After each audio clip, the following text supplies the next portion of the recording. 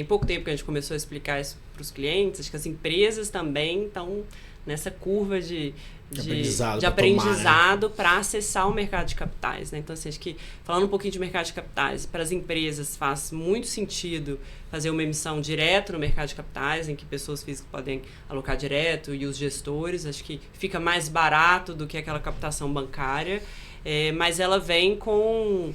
A empresa tem que se preparar e tem que ter contrapartidas que são importantes ali para aquilo acontecer.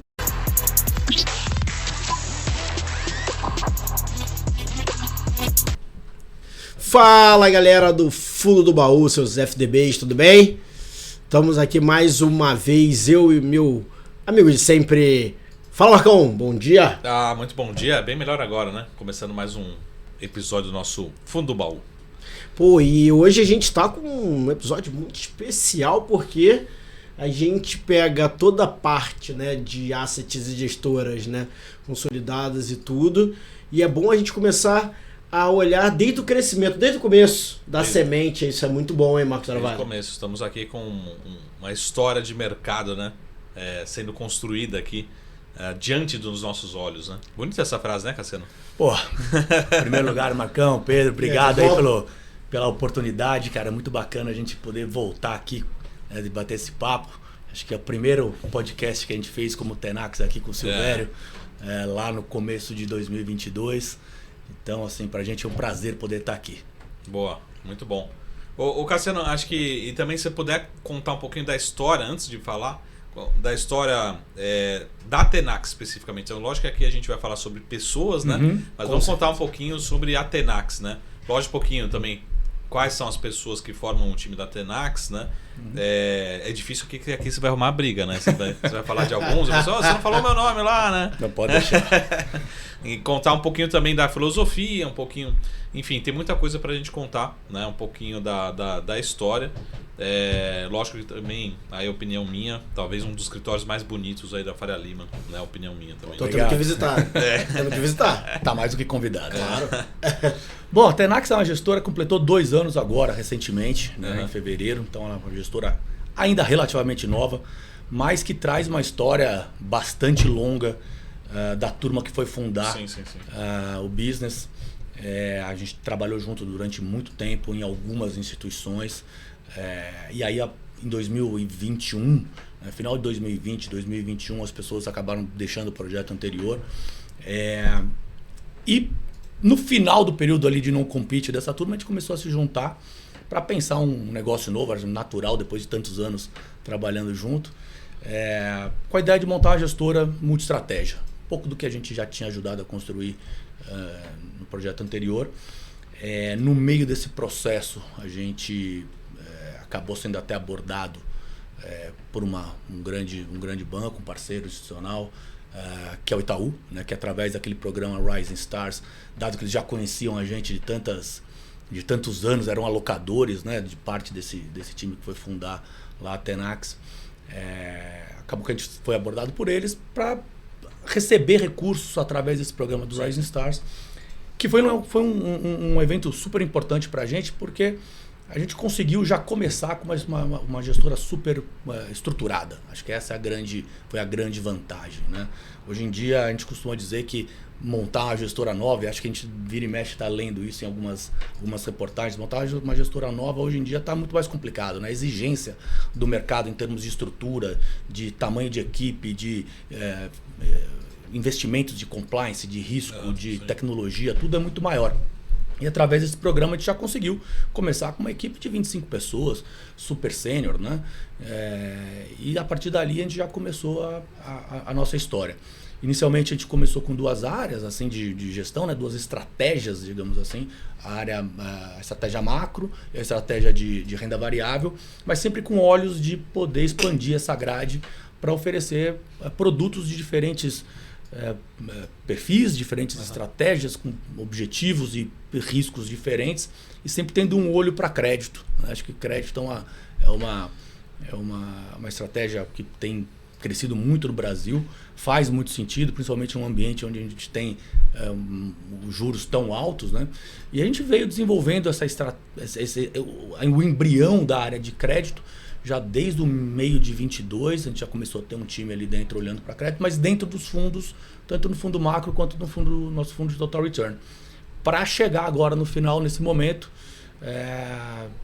final de 2023, começo de 2024, a gente lançar o primeiro produto da área de crédito, investir no negócio. Por isso eu estou aqui com a Mariana Fenelon, que é a nossa gestora e co-head da área de crédito privado. Mineira, né? Mineira. Mineiríssima. Depois ela conta um pouco da história dela. Isso. Mas a gente chega agora, depois de 2 anos, né, a empresa cresceu bastante. A gente começou ali com um seed money de 200 milhões, mais alguns recursos dos sócios. Hoje a gente está praticamente com 1,3 bi sob gestão.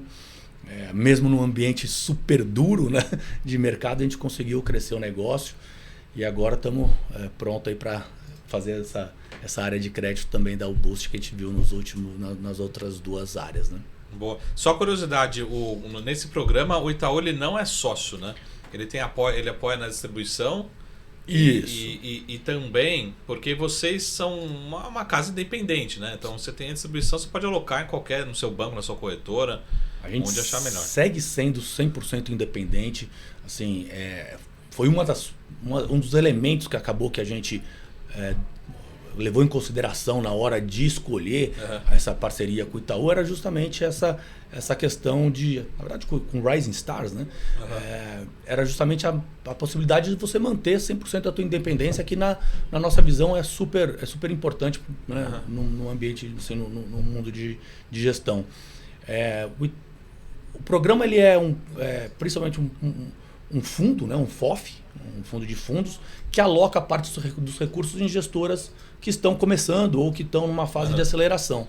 E a reciprocidade desses benefícios, né, que vem através desse seed money, mas também através de uma proximidade com o próprio banco, né, de você poder acessar o ecossistema de distribuição do banco muito mais rápido do que normalmente você teria. Entre outras coisas, isso aí das questões mais quantitativas, mas assim, existe uma questão qualitativa importante, né? A mensagem que o fato de você estar dentro desse programa transmite para o resto do mercado é que quando você já começa, você já passou por toda a due diligence que é feita pelo banco, então já tem um certo selo de que as coisas estão prontas para você poder acessar os outros investidores, e é isso que permite a aceleração do crescimento, não só dentro do ecossistema do banco, mas também fora, né? nos outros mercados. Então, assim, e a reciprocidade desses benefícios todos, ele vem através de um revenue share, né? Tudo explícito, tudo público, né? Então, parte da receita da gestora é transferida para os cotistas do fundo através desse revenue share, digamos assim, né? Boa. Então, é um programa que pra gente foi super importante, a gente é muito orgulhoso disso. Boa, excelente. Você vê que já começa com autoridade, né? E aí, agora chamando a mineira, né, Mariana, para poder tocar toda a parte de crédito.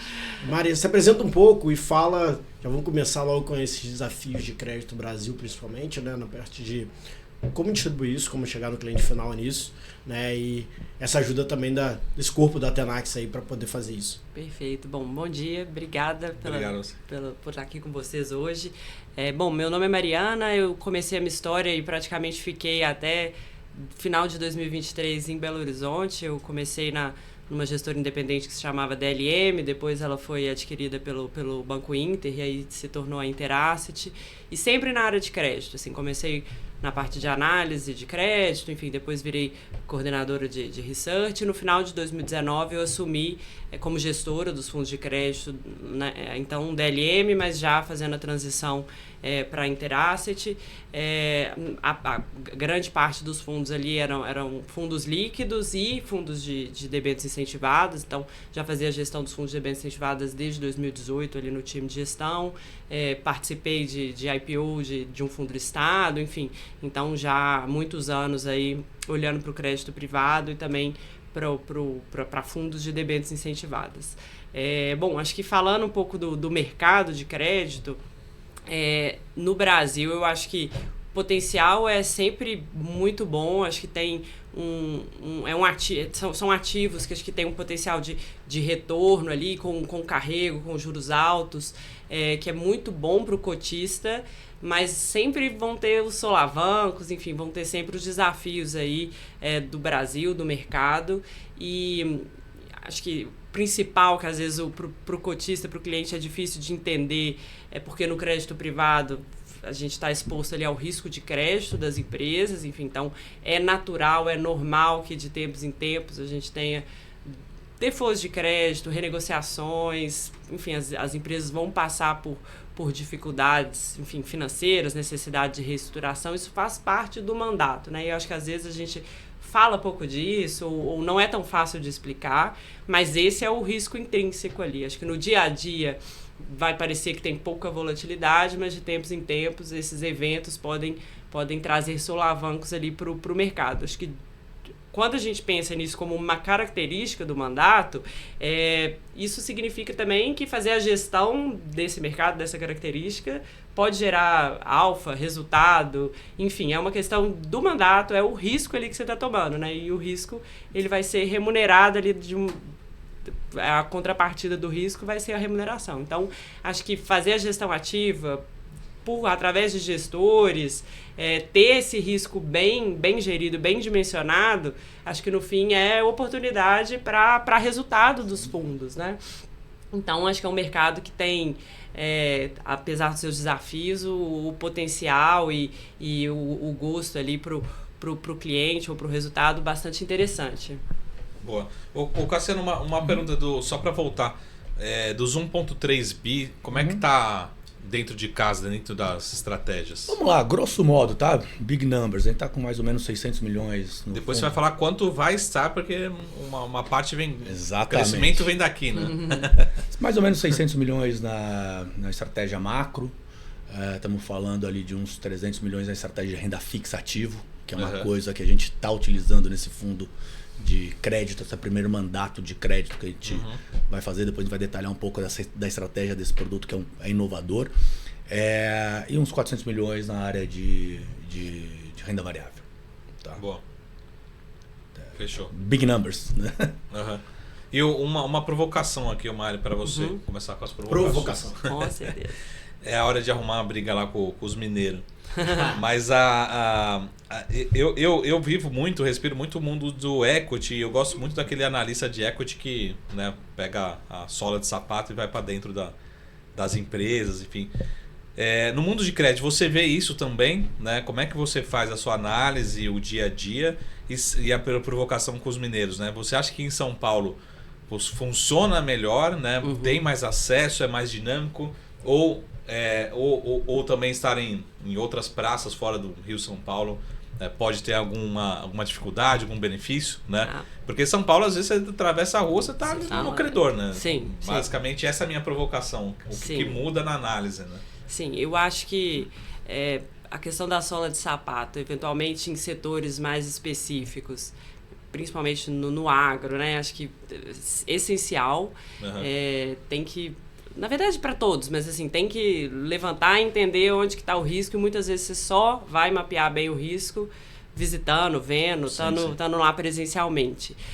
A lógica, né? Então, assim, fiquei em Belo Horizonte porque a empresa era de lá, né? Mas assim, acaba que não tem jeito de estar lá sem vir a São Paulo, então a vida inteira foi enfim, no avião, Belo Horizonte, São Paulo principalmente, mas visitando outros lugares, acho que acaba que não tem outra forma. Mas falando um pouco do jeito de fazer a análise, que aí eu acho que a lógica vai funcionar bem, tanto lá quanto aqui, o conceito de análise fundamentalista mesmo, de aprofundar muito na tese, você constrói uma tese de investimento de crédito, a cabeça é diferente, o jeito de fazer a gestão dos riscos é diferente, mas é uma tese de investimento, né? Aqui tem determinadas alavancas que precisam de acontecer, tem determinados riscos que se aumentar a probabilidade deles acontecerem, você tem que se movimentar, tem que mexer, tem que repensar a sua estratégia. Então, funciona né, o jeito que eu sempre fiz e por que chegar na Tenax e fazer junto com a Tenax é porque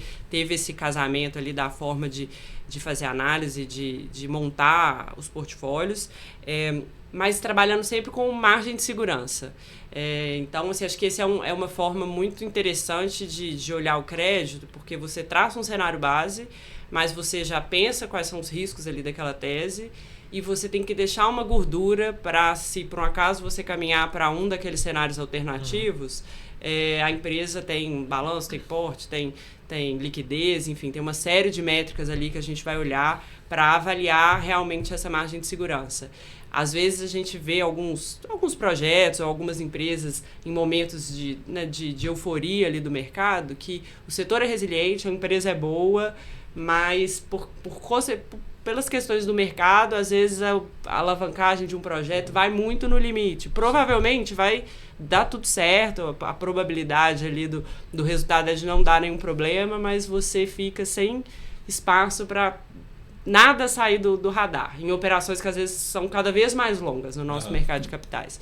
Então, o jeito que a gente gosta de fazer, o jeito que a gente pensa nesses casos, independente de eu gostar do setor, da empresa, do sponsor, a estruturação foi muito no limite ali, se a gente não tiver o conforto da margem de segurança, para a gente não compensa a assimetria de resultados. Porque o crédito e a renda fixa, dando tudo certo, você vai carregando aquele papel ali e vai ter o retorno contratado. Dando errado, não tem um super upside no nosso mercado mais tradicional, né? Claro que as estruturas alternativas podem ter os upsides, mas na renda fixa e crédito normal não tem. Você vai contratar aquela taxa ali que foi pactuada. Mas se der errado, é bem assimétrico nessa questão, né? Então, acho que o jeito de olhar, acho que assim funciona bem. E estando próximo das empresas, você consegue medir melhor essa margem de segurança, o risco, a forma que a empresa está sendo gerida, se o management está tomando muito risco, enfim, que aí eu acho que essa proximidade ajuda bastante. Pegando só um gancho aqui, que acho que a Mari comentou, eu acho que o coração de qualquer gestora é o processo de investimento. Sim. Né? Ali que uma se diferencia da outra, e a gente costuma dizer que não tem muito certo e não tem errado, tem aquela que funciona para aquela turma ali, aquele grupo ali, né? Na Tenax a gente acredita muito na combinação de dois tipos de análise fundamentalista. Tem todo o debate, ele parte sempre de análise fundamentalista, mas a gente costuma combinar uma análise fundamentalista mais macro com uma mais micro. A gente acredita muito no poder dessas duas coisas, principalmente vivendo num país onde onde o risco macroeconômico, as mudanças, elas são muito grandes, né? E o impacto disso na vida das empresas também é grande. Então, assim, se você está analisando uma empresa olhando exclusivamente o que está acontecendo dentro do núcleo dela, dentro do ambiente dela, muitas vezes está correndo o risco de você poder observar uma mudança de um marco regulatório, por exemplo. Exato. Né? Que vai impactar. Ou uma mudança numa variável macro, uma taxa de câmbio, por exemplo. Não adianta. Dependendo do tipo de empresa, do modelo de negócio, aquilo vai ter um impacto muito grande ali dentro. Então a gente gosta de combinar essas duas visões, a gente exercita isso diariamente, né? E no caso da análise micro, também, né? Porque você muitas vezes está olhando a mesma empresa, se você está olhando para o equity dela, você vai olhar um tipo de coisa. Se você vai olhar para o crédito dela, né? Vai comprar o crédito dela, você tem que olhar outro tipo de coisa. Mas a sinergia entre esses três tipos, digamos assim, de visão, a macro, a micro para crédito e a micro para equity, ela é muito importante na hora das pessoas tomarem uma decisão, né? Então, assim, o fato da gente ter uma área macro ali dentro da empresa e o fato de ter uma área de ações, né, de equities ali dentro, certamente facilita muito a vida da Mariana e o macro interno, ele alimenta todas as caixinhas, elas se conversam. E vice-versa. Né? Assim, porque eu vou dar um exemplo aqui. Agora a gente está passando por reforma tributária, né? Uhum. Tem empresa que pode dar lucro, tem empresa que pode dar prejuízo. Perfeito. Dependendo de como for implementado, né? Exatamente. E aí pro crédito... E aí a gente destrincha o texto ali junto com o time macro para pegar o efeito de cada uma das empresas e pensar o portfólio e ajustar o portfólio do que for preciso o tempo inteiro. E a gente tem, desculpa, Mariana, a gente tem um time de analistas de ações ali dentro, também que cada um cobre um ou mais setores, que eles estão todos os dias investigando, estudando qual o impacto daquela mudança, por exemplo, tributária no ambiente daquele setor.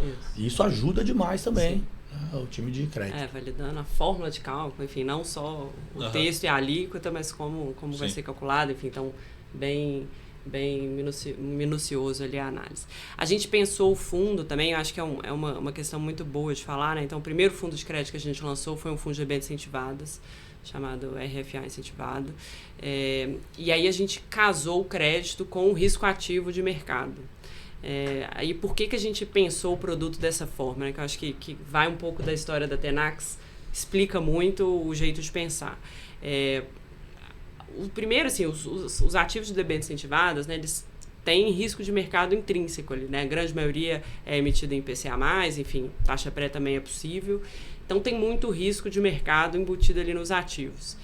Normalmente as casas, né, acabam se posicionando, às vezes fazendo um fundo 100% redeado ou 100% não redeado, né? Então uma gestão passiva do risco de mercado, mas em dois extremos. Só para né? traduzir, o que é um redeado num fundo desse? Isso, não, perfeito. Acho que o conceito, né, vai ser, eu vou pegar esse risco de mercado inteiro ali embutido num ativo IPCA+, que vai oscilar junto com o Tesouro IPCA, por exemplo, que tem bastante volatilidade, a curva de juros real no Brasil, e você vai tentar esterilizar esse risco de mercado através de derivativos para ter um fundo que oscila menos, então tem menos volatilidade, e que normalmente vai ter um benchmark em CDI ali, então vai tentar acompanhar e superar ali o CDI, esse seria o fundo 100% redeado. O 100% não redeado, ele vai normalmente deixar aqueles ativos em IPCA oscilarem, e aí eles vão oscilar principalmente junto com o título público, mas tem bastante volatilidade, né? Porque a curva oscila bastante aqui na renda fixa do Tesouro IPCA, por exemplo. E aí o benchmark acaba sendo outro, né? Normalmente o IMAB ou o IMAB5. E aí a nossa cabeça foi, por que não fazer a gestão ativa? Se existe esse risco de mercado já intrínseco nos ativos, por que não fazer a gestão ativa disso? Vai ter hora que o cenário macro, né, e as perspectivas são mais positivas para você fazer uma gestão mais parecida, com mais hedge, com mais proteção, porque risco fiscal, risco macro, enfim, isso vai mudando ao longo do tempo, e vai ter hora que seria muito benéfico você tirar um pouco desses derivativos e correr um pouco mais de risco de mercado. E aí, enfim, acho que o conceito é esse porque existe uma mesa macro forte, né? Existe a estratégia de renda fixativa lá na Tenax, já existe, operando principalmente juros no Brasil, na renda fixativa, mas por que não fazer isso no fundo de debêntures incentivadas? E aí a gente acaba tendo dois fatores de risco que podem gerar resultado ali para os cotistas. Tem o risco de crédito e tem o risco ativo gerido de mercado ali, sendo feito pela mesa, pela uma mesa especializada ali, com o Sérgio liderando, um dos sócios principais da Tenax. E aí o fundo ele vai ficar com dois fatores de risco, mais equilibrado e podendo navegar pelos momentos em que o crédito estiver mais apertado ou com um cenário não tão claro ou com riscos ali que não estão tão bem precificados. Você não precisa essa não vai ser a única fonte de resultado do fundo. Você acaba tendo a chance de fazer um fundo que a gente entende que vai ser mais equilibrado, podendo navegar os diferentes momentos do ciclo de crédito, mais de uma maneira que a gente entende que vai ser positiva para os cotistas, né?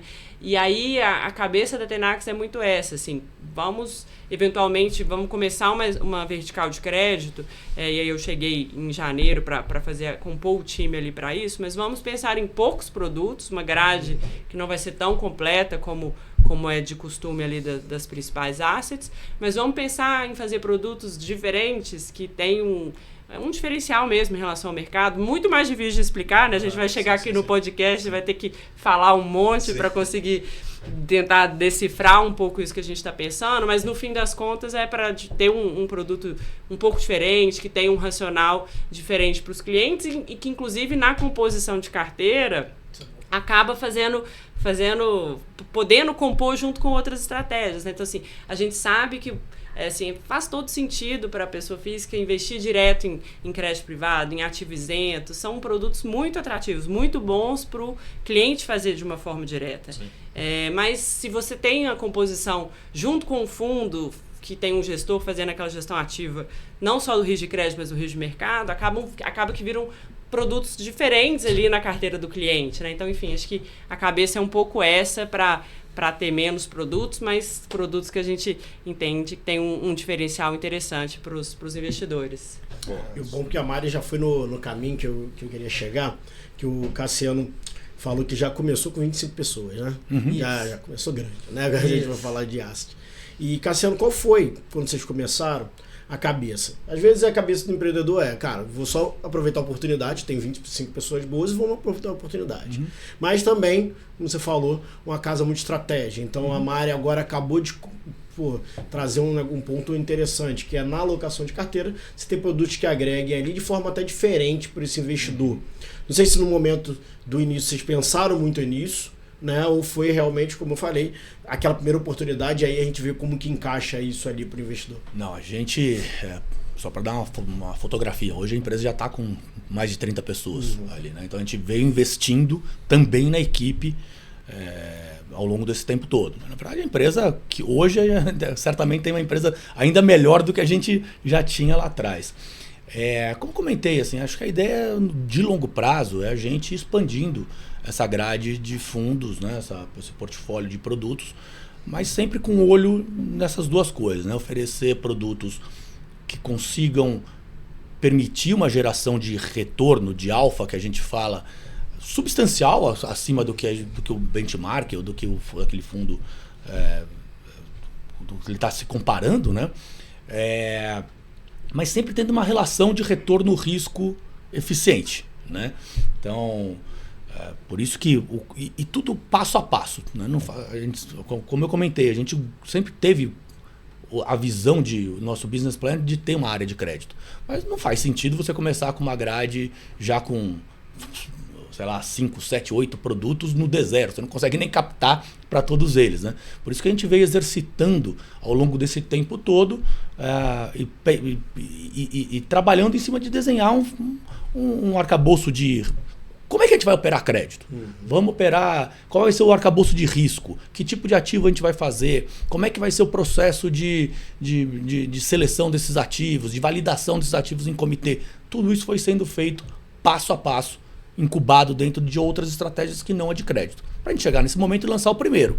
Agora o que a gente olha para frente é falar, bom, quando a gente consolidar esse primeiro produto de crédito incentivado, isento de debêntures incentivadas. Depois que a gente consolidar isso, o que a gente vai fazer? Vamos abrir uma estratégia semelhante de combinar risco de mercado, né? Um alfa vindo da volatilidade, da renda fixa ativo, né? Que a gente costuma dizer, junto com crédito, mas, por exemplo, em previdência. Vai ser o mesmo tipo de estratégia, sempre gerando sinergia, sempre conseguindo utilizar o que a gente já faz para poder expandir a grade. Também a gente não quer ter uma equipe gigantesca, porque a gente sabe dos custos, a gente sabe todas as questões operacionais. Então, assim, poxa, aproveitando o que a gente já faz, como é que eu redesenho isso para um outro, empacoto isso em outro produto? Vamos fazer na Previdência a mesma coisa, renda fixa ativa com crédito privado. Num terceiro momento, vamos fazer um fundo mais apimentado em crédito, porque esses dois produtos iniciais, né, o RFA incentivado e o RFA previdenciário que a gente deve lançar aí nos próximos meses, o perfil de risco de crédito ele é um pouco mais conservador do que a gente pretende lançar no futuro, num fundo puro de crédito. Então, assim, sempre dando passo a passo com muito estudo, com muita parcimônia, porque a gente sabe da dificuldade que é gerir um mercado, uma empresa de gestão num ambiente tão duro quanto a gente está vivendo, né? E a vantagem de a gente ter aí, de novo, cabelo branco, muitos deles. 6 meses de experiência. O pessoal fala que eu pinto cabelo, eu não pinto, mas assim, já tenho 50 anos. Né? E a turma tem ali muita gente também com esse tipo de experiência vivida no mercado de gestão. Acho que essa é um diferencial muito grande da nossa equipe. A gente já viveu isso em outras experiências. A gente vira e mexe está vendo agora artigo, né, falando assim, poxa, da capacidade de sustentabilidade de muitas gestoras, né? E ano passado a gente viu algumas delas fechando, devolvendo dinheiro. E uma coisa que eu percebi é que quando você olha o nome dessas ou de algumas delas que foram fechadas ano passado, tipicamente eram gestoras fundadas por pessoas que não tinham vivido o ambiente de gestão. Né? Eu acho que esse risco, pelo menos, a gente não passa lá dentro da Tenax. A gente sabe as pedras que a gente tem que pisar, o ritmo de acelerar, o ritmo de desacelerar. Acho que institucionalmente a gente montou uma empresa muito sólida, né? Formada por uma turma muito experiente. Boa. Ô Mari, deixa eu só mudar de assunto. Sim. Aqui no fundo do baú a gente tem uma pegada mais educacional. E a gente teve uma série de mudanças regulatórias, né, no setor, principalmente aqui para investidor, pessoa física, né? Se você puder resumir o que muda e o que deve trazer talvez de demanda para esses fundos, né? Os fundos de vocês, outros fundos de debêntures, enfim, incentivados, de crédito. Talvez a gente tenha uma mudança, né, no fluxo, né? Sim. Principalmente do investidor final. Então, se você puder, super resumidamente, assim, o que mudou e o que pode trazer realmente, assim, sai daqui, vem para cá, porque eu estou vendo que talvez seja não um oceano azul, mas assim, um oceano gigante para vocês, para outras gestoras explorarem, não só pela oportunidade de crescimento, mas pela migração também de recursos que deve acontecer, né? Perfeito. Acho que a gente começou o ano de 24 com novidades aí no ambiente regulatório. Acho que o governo apertou as regras para a emissão. Primeiro, né, começou com o aperto das regras para a emissão de CRIs, CRAs, LCIs e LCAs. E aí só com essa mudança de regra, do ponto de vista... menos emissões poderiam enquadrar ali nesse tipo de instrumento isento, e aí a gente já viu uma demanda gigantesca por ativos isentos ali naquele momento, porque o pessoal olhou para frente e falou, vai ter menos oferta, né? Então a gente tem que aproveitar, tem que sair correndo para alocar. Na sequência teve uma mudança um pouco menor ali em regras de debêntures incentivadas, uma mudança ali que determinados setores não vão conseguir emitir da mesma forma. Acho que o principal afetado ali foi o mercado de petróleo e gás, mas nas debêntures incentivadas não teve uma mudança tão substancial, porque era um mercado que já estava mais regulamentado, tinha umas portarias que autorizavam as emissões, enfim, tinha um arcabouço um pouco diferente ali, então ele foi menos afetado. O setor de petróleo e gás não é dos emissores mais frequentes, é uma parcela menor da carteira ali dos fundos, enfim. Então, acho que a mudança maior foi nos outros ativos, né? A gente viu, então, em um primeiro momento, essa demanda muito forte. As taxas fecharam, os spreads comprimiram ali por conta dessa mudança regulatória. Mas a nossa cabeça ali, até iniciando o fundo no meio desse turbilhão, foi... A gente precisa de dar tempo ao tempo para as empresas se mexerem, assim. Não é só a demanda que vai andar, assim. Do outro lado, na hora que as regras mudam, as empresas também se mexem do outro lado, né? E com as taxas fechando, ficou um pouco mais atrativo, os spreads fechando, ficou um pouco mais atrativo para as empresas emitirem. E aí o que a gente viu, passou janeiro, né? Enfim, janeiro tem uma questão de calendário, de cronograma ali, então foi muita demanda com pouca oferta, mas na sequência a gente já viu o pipeline de novas emissões, principalmente de debêntures incentivadas, crescendo muito.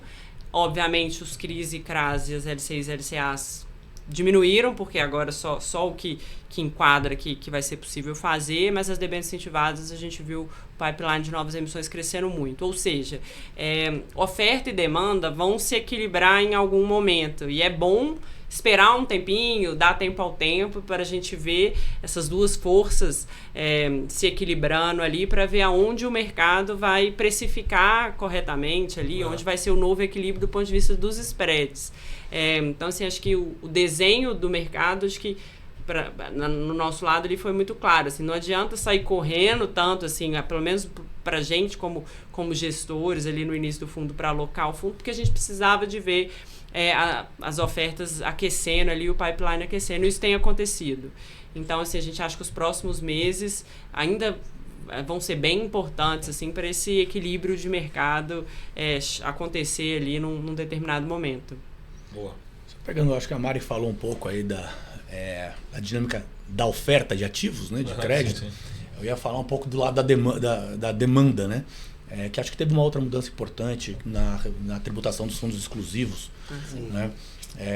Que acho que as mudanças estão acontecendo, mas elas, ao longo do tempo, elas vão se mostrar até mais profundas no que a indústria vai precisar. A indústria vai ter que repensar o tipo de produto que ela oferece para o investidor, e aí no caso principalmente para o investidor private, né? O cara que tinha o fundo exclusivo. Porque alguns produtos, né, tinham uma vantagem dentro do fundo exclusivo, tinha uma vantagem de diferimento de imposto ali dentro, que agora já não tem mais. Né? E acho que dentro dessas mudanças todas, se tem uma área que eu acho que vai receber muito mais fluxo do que ainda, vai ser um vencedor, vai se beneficiar disso, é a área de crédito privado, né? Acho que produtos estruturados, produtos mais ricos em termos de capacidade de geração de um alfa importante, vão ser beneficiados dessa dinâmica toda, né? Então...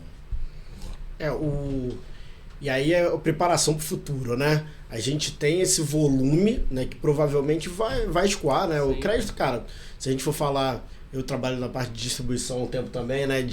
Na ponta final mesmo pro cliente final. A gente começou a falar de crédito pro cliente final assim, mais forte em 2017, máximo ali. Antes não se falava tanto, era até um medo, enfim. Sim. Era o CDBzão mesmo e vamos embora. E antes mesmo ainda era só equity praticamente, né? Então, o que fica também na ponta da oferta, eu acho, que aí a Mari pode falar um pouco mais, né?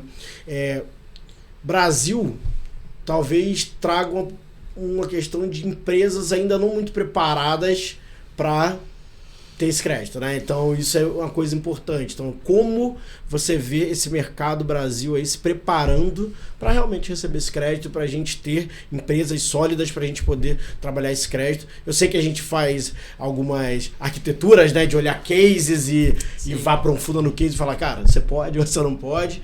E tem agora muita gente estruturando, mas a gente ainda vê uma limitação muito grande de empresas aí pra gente ter essa oferta mesmo do que vai vir, né? Perfeito, assim, acho que da mesma forma como a gente começou, tem pouco tempo que a gente começou a explicar isso para os clientes, acho que as empresas também estão nessa curva de aprendizado para acessar o mercado de capitais, né? Então, assim, acho que falando um pouquinho de mercado de capitais, para as empresas faz muito sentido fazer uma emissão direto no mercado de capitais, em que pessoas físicas podem alocar direto e os gestores, acho que fica mais barato do que aquela captação bancária, mas ela vem com... A empresa tem que se preparar e tem que ter contrapartidas que são importantes ali para aquilo acontecer. Então, é divulgação de informação, é governança corporativa, é a forma de gerir os riscos, né, daquela empresa, porque, enfim, não vai dar para os acionistas tomarem um risco desproporcional, tem dinheiro de terceiros envolvido, tem dívida, enfim. Então, acho que tem uma curva de aprendizado do lado das empresas.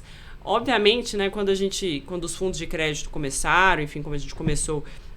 os bancos já faziam isso há anos, obviamente, mas quando começou a ser feito através das gestoras independentes, a gente começou pelo mercado high grade, pelas maiores empresas, pelas empresas que às vezes já eram as listadas ali na bolsa, na sua maioria, porque elas já tinham feito o dever de casa para a listagem na B3, do ponto de vista de governança, acesso, divulgação de informações. Então, esse é o maior mercado de crédito privado.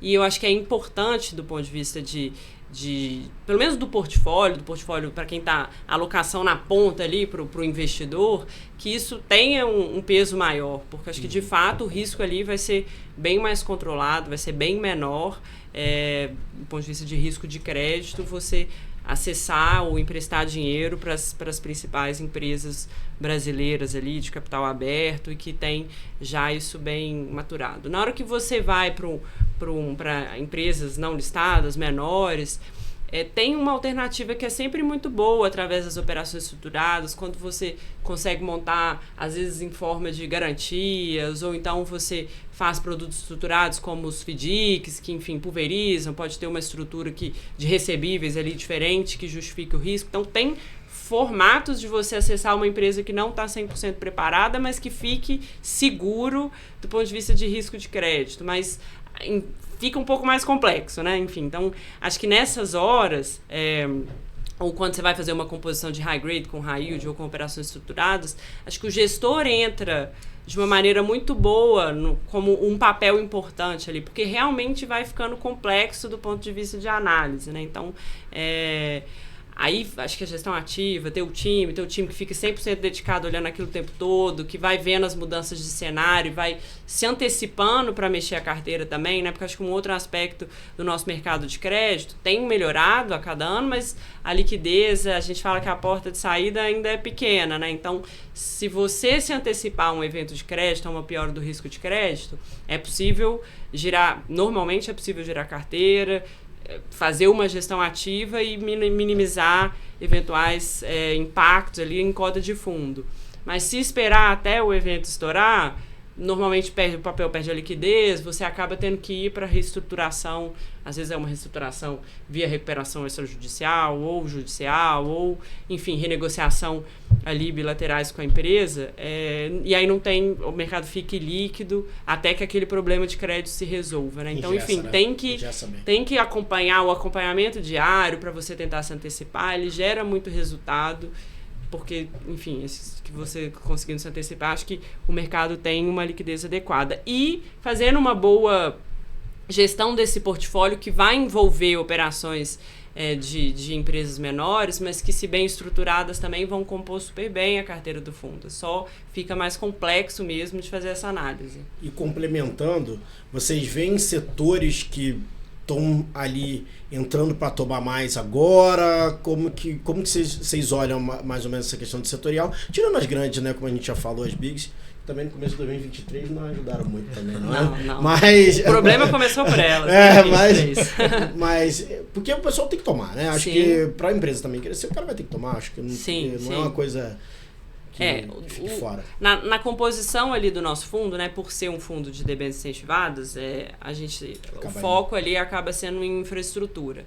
A gente tem um fundo jovem, né, a gente tem 6 meses ali para fazer um enquadramento daquela carteira e tem uma flexibilidade ali mesmo depois dos 6 meses, mesmo depois que a gente tem que fazer o enquadramento ali para ter debêntures incentivados, tem uma parcela que pode ser de ativos não incentivados, mas que dentro do veículo ficam isentos, né? Então, de 0 a 6 meses não precisa de ter nada, de 6 meses a 2 anos, 2/3 do fundo precisa de estar em debêntures incentivadas, e depois de 2 anos, 85%.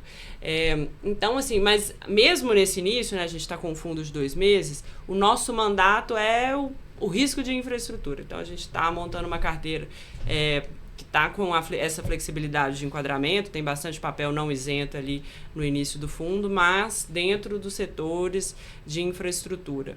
E aí a gente tem visto, também acabei não comentando isso na mudança regulatória, mas a mudança regulatória recente também tem aberto porta para alguns setores de infraestrutura que antes não podiam emitir, 2431 vão poder emitir, então, enfim, a gente vai vendo ali na infraestrutura novos emissores, novos setores ali, e no nosso espectro ali a gente acompanha tudo e se dedica muito a tudo. E quando a gente olha setores, como é que a gente vai montar na nossa carteira, se tem alguma aversão a risco, no geral, grande parte do fundo, a gente vai priorizar os setores que tenham resiliência em geração de fluxo de caixa, uma receita mais previsível, mas tem uma parcela ali, por exemplo, de commodities, a gente setou o setor de petróleo e gás, vai compor uma parcela menor ali do fundo, que a gente acha que no equilíbrio ali do fundo faz sentido compor dessa forma, né? Mas quando a gente olha, e olhando para o mercado de crédito, aí sim,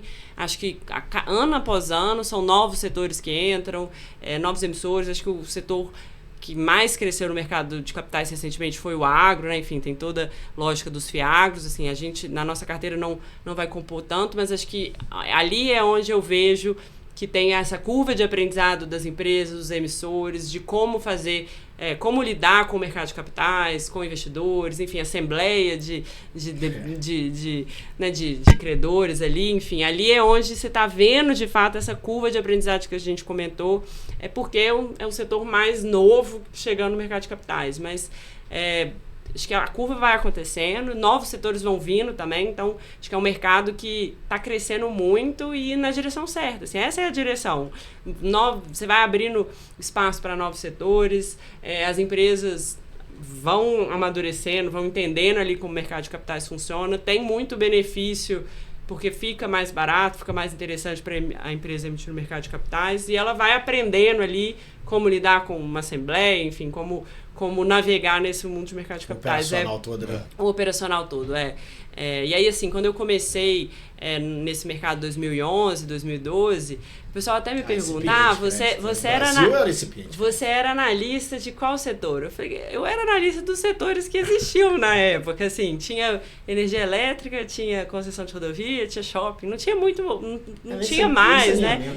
Não, saneamento foi bem mais recente, assim, tinha Sabesp, né? Tinha Sabesp, tinha Copasa, enfim, pouquíssimas, né? Exato, então, assim, acho que a história é muito legal e faz parte, né?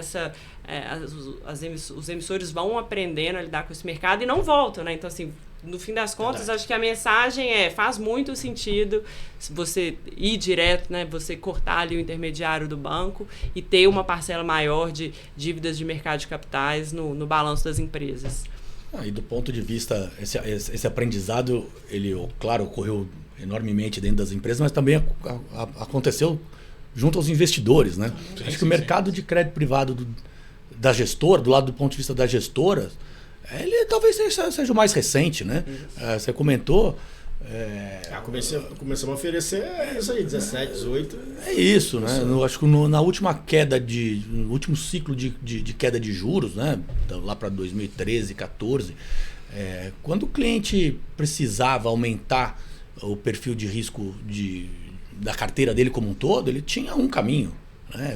Era o risco de mercado, ele ia fazer isso através de um hedge fund, de um fundo multimercado, ou ia comprar a bolsa. Crédito era um negócio praticamente incipiente, seja porque boa parte desse crédito era oferecido pelos bancos, pelos bancos estatais. O mercado de capitais era muito pequeno. Né? Ao longo dos últimos 10 anos, esse mercado foi se desenvolvendo e o investidor foi aprendendo como é que esses fundos se comportam, né? Me lembro em 2019, né, quando teve um movimento, primeiro grande movimento de abertura de spread de crédito, né, no mercado. Sim. Que os fundos estavam vindo super bem, porque o mercado, o spread vinha fechando. Em algum momento teve uma reversão e o cliente panicou, né? Boa parte do investidor falou, mas era um fundo de renda fixa, por que ele está dando abaixo do CDI nesse mês? E não é que foi nada gigantesco. Que eram curtos, então, né? Sim. Começava o desgaste. Hoje o cliente, de alguma forma, o investidor brasileiro, né, pessoa física, o investidor comum, ele entende um pouco mais de como é que essas coisas, como é que esse tipo de ativo funciona. E eu tenho certeza que o mercado vai se sofisticar do lado da oferta de produtos. Como do lado... E do lado de quem está demandando isso também. Vai começar a aprender cada vez mais como é que esse tipo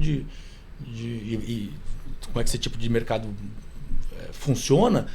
E eu não tenho dúvida que os fundos de crédito vão ser uma fonte de financiamento cada vez maior para as empresas. Né? Esse mercado tende a crescer demais. Ô Mário, momento consultoria aqui.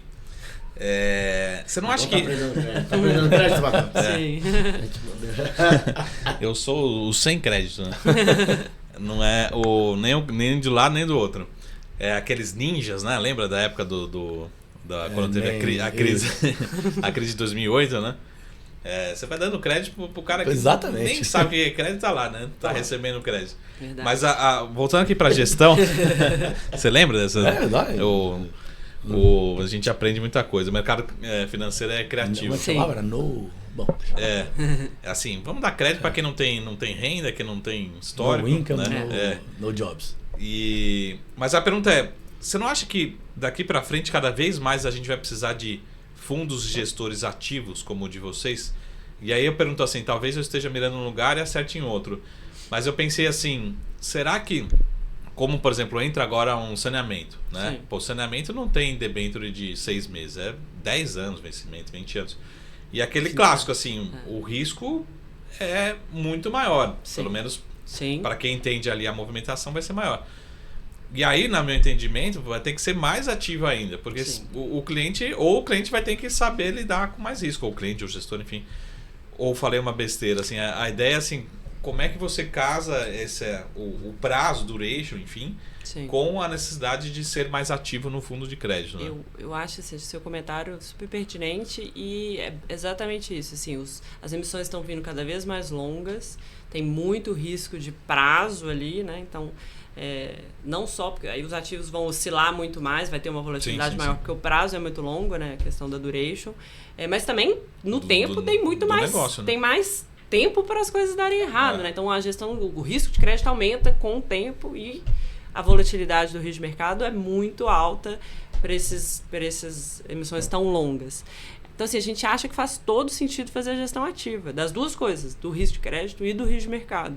E a gente enxerga isso de uma maneira positiva. Acho que estando lá todos os dias, acompanhando o mercado todos os dias, tendo o nosso cenário, né? Qual que é o nosso cenário? O que a gente vai... A gente traça tudo que a gente vai fazer todo dia. Se a gente aprova um crédito, a partir da nossa análise fundamentalista ali, a gente já pensa qual que é o preço que a gente acha que é justo para aquele risco, qual que é um preço que às vezes a simetria está positiva, você vai aumentar um pouco aquela exposição porque por um acaso o mercado enxerga o risco de uma maneira diferente, é uma oportunidade para a análise que a gente fez, a simetria está positiva.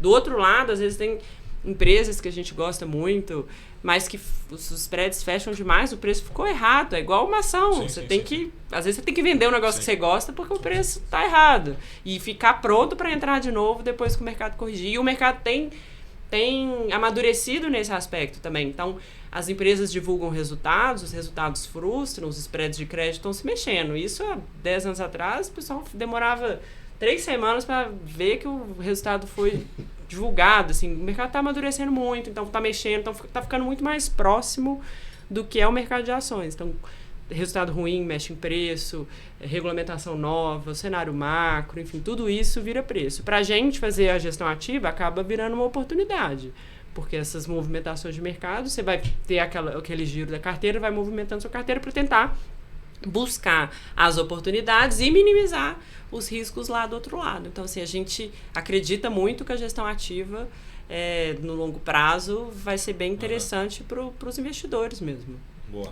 Eu que trabalho na indústria de fundos há 25 anos 18 meses. Ou mais, e obviamente eu sou um entusiasta da indústria. Acho que o produto fundo de investimentos, ele oferece enormes vantagens para o investidor, né?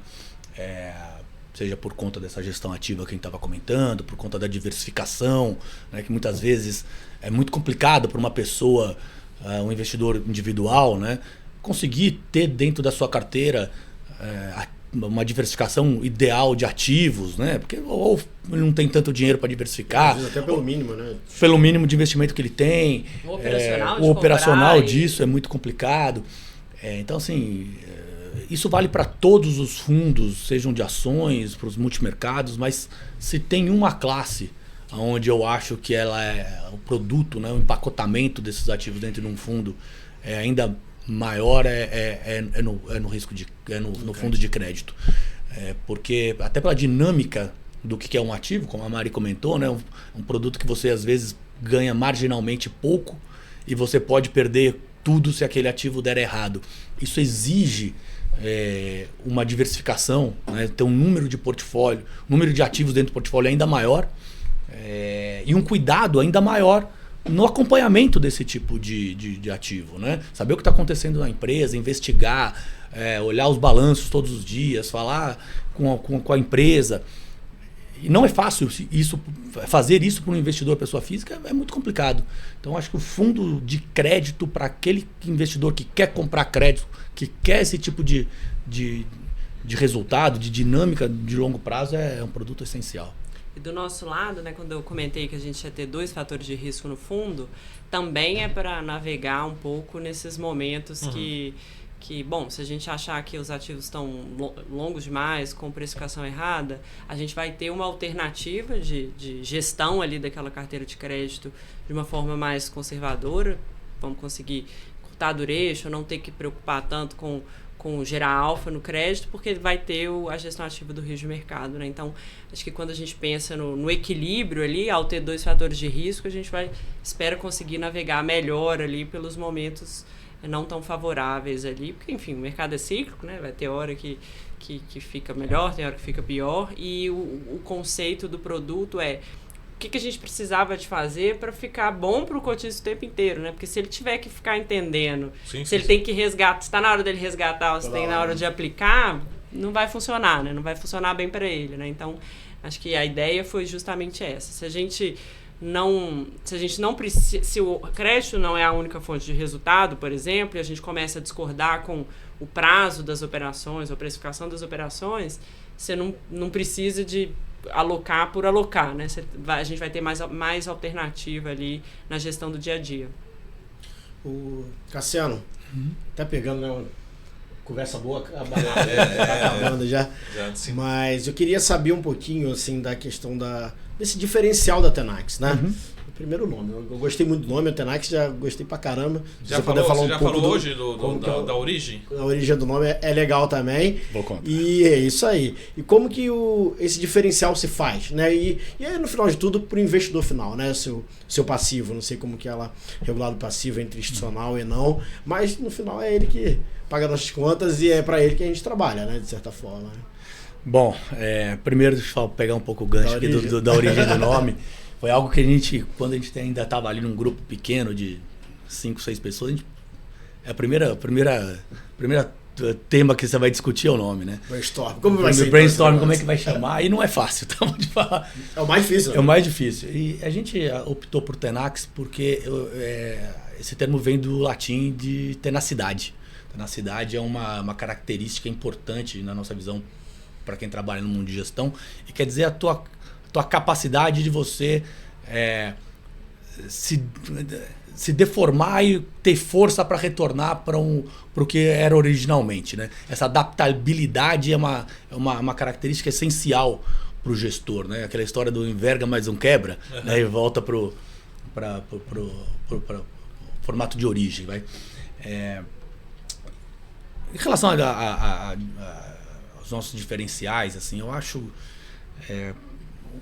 para quem trabalha de novo há tantos anos em gestão, acho que uma das coisas que é um elemento essencial para uma gestora dar certo no longo prazo é você ter pessoas experientes que gostem de trabalhar juntos, que tenham expertises complementares. Né? Eu acho que a gente conseguiu olhar do ponto de vista da equipe, a gente conseguiu juntar essas características num time de 30 pessoas. Né? Então, assim, essa relação do dia a dia é fundamental.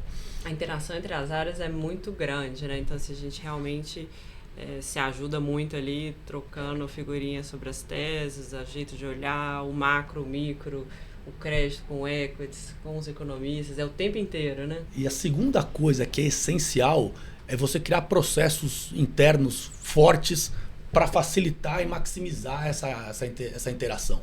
Né? Eu acho que a gente tomou muito cuidado todos os anos agora da Tenax, a gente, nesses dois elementos. Juntar uma equipe forte com processos internos fortes. Isso faz com que, institucionalmente, a empresa se torne mais forte. Né? Então, acho que é um pouco disso. A experiência aliada à complementariedade, os processos, aqui é o nosso... acho que é o nosso grande diferencial. Que no longo prazo vai se provando. Né?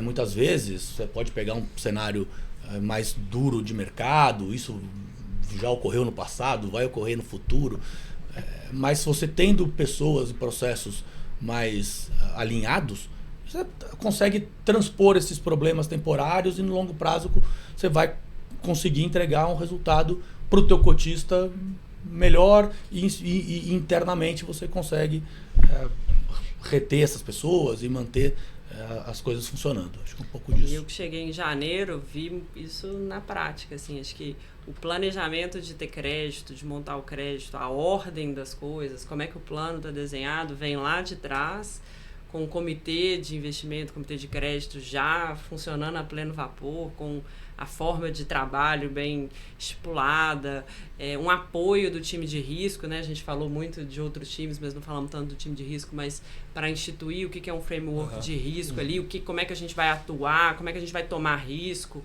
isso já muito desenhado de antes, porque o planejamento, para lançar um fundo no final de fevereiro de 2024, a história começou muito tempo atrás e eu cheguei ali em janeiro para ajudar, mas com um processo que já estava muito desenvolvido e funcionando muito bem. E pegando o gancho do passivo, né? Assim, uma das coisas que faz uma empresa de gestão sólida é você ter um passivo que consiga assim, ter fontes de recursos que acessem bolsos de diferentes perfis de investidores para cada um dos produtos, né? Então, assim, a gente hoje, boa parte, você ter dinheiro, ter recursos, por exemplo, de clientes institucionais, clientes de varejo, clientes de private, de várias instituições, é fundamental para te trazer um colchão mínimo que no longo prazo vão fazer com que a tua fonte de receita da empresa seja mais estável também. Acho que a gente conseguiu, ao longo do tempo, ao longo desses 2 anos, conseguiu esse tipo de diversificação. É claro que num ambiente tão duro, né, volto a dizer assim, uma aversão a risco tão grande, a gente ter começado com dois produtos, né, dos três produtos, 2 estratégias, seja de ações, né, no fundo de ações long only, fundo total return, no fundo multimercado, são produtos com perfil de risco maior. Acessar esses bolsos que ao longo dos últimos 2 anos vem diminuindo, né, na carteira dos clientes, foi mais difícil, mas a gente conseguiu.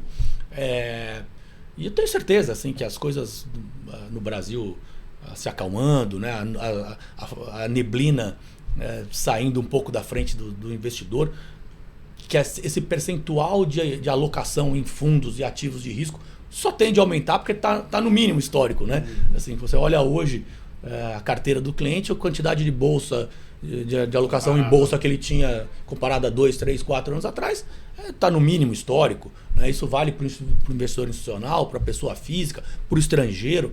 Isso vai mudar, né? E aí, a partir desse momento, a gente vai conseguir.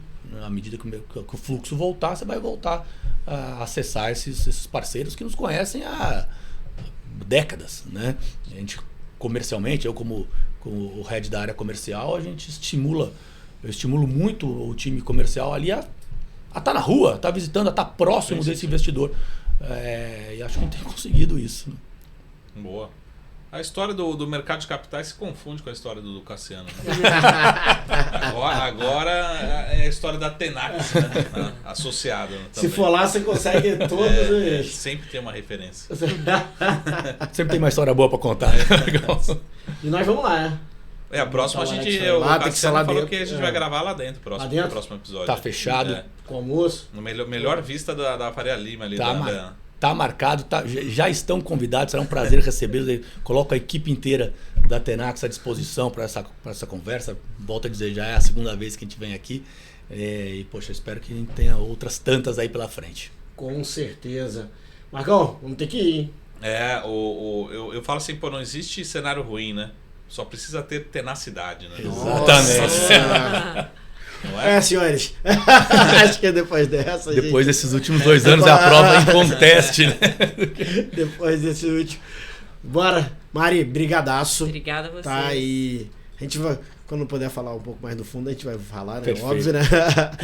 Convido a todo mundo. E dos outros fundos, né? Também, porque aí, senão dá ciúme lá dentro. Sem dúvida. Não, a gente tá com uma grade de produtos muito bacana. Convido todo mundo a visitar o nosso site, tenax.capital. Vocês estão todas as distribuidoras, estamos praticamente, vamos falar todas que ainda são muitas, né? Mas as principais, com certeza. Stream, TG e vai embora. Exatamente. Isso aí é só procurar que procura a gente lá.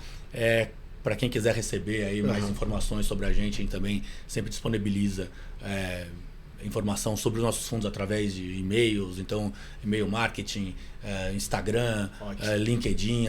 Convido todo mundo a ir lá dar um joinha pra gente. Claro, Tenax Capital. E, poxa, estão à disposição aí. Muito bom. Obrigadão, galera. Obrigada, gente. Valeu, pessoal. Até o próximo Fundo do Baú. Um abraço.